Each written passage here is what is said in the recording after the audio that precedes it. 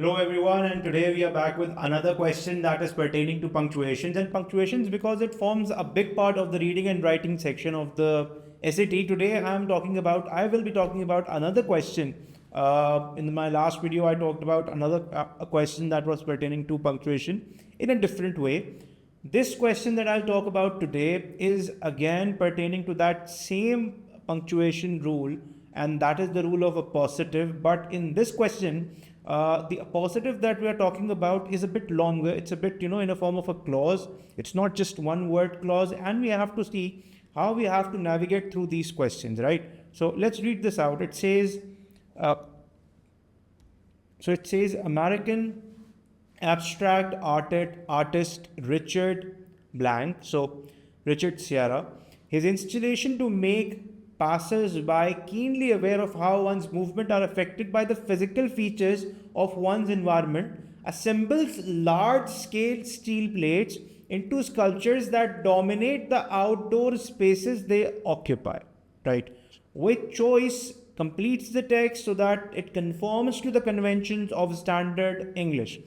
Obviously, the question for all the questions that are in standard English convention, it stays the same. And the best way to formulate, the best way to see how we have to go about it is to, find first the difference between the options, right? So the difference between the options over here, if you look at it, the first option is intending. So the verb is right after the noun over here. If you look at the second, it says comma intends, okay?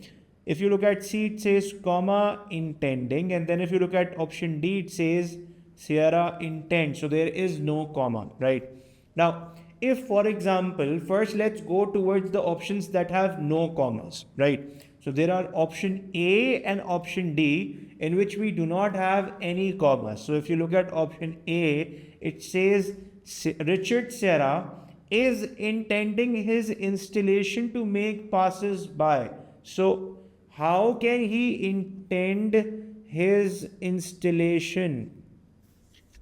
Right? So that is again a problem. And then another problem is that when you finish with this comma, you have assembles written over here. So we don't know for which, for which noun then this assembles would be, right? Because you're not taking a comma over here.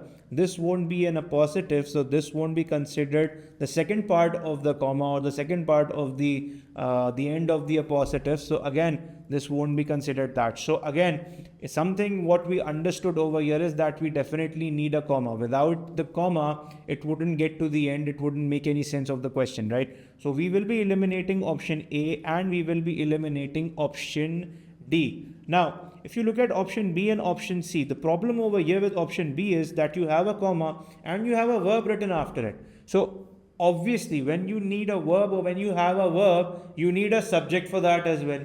When you have a verb, you need a subject for that as well. So if you write intends, and if you read this entire sentence, intends his installations to make passerby keenly aware of how one's movements are affected by the physical features of one's environment, we don't know who is intending, because after the comma, you have another verb, and that will obviously it will be for Richard Sierra. That is not a problem. But the problem is this verb over here, intends.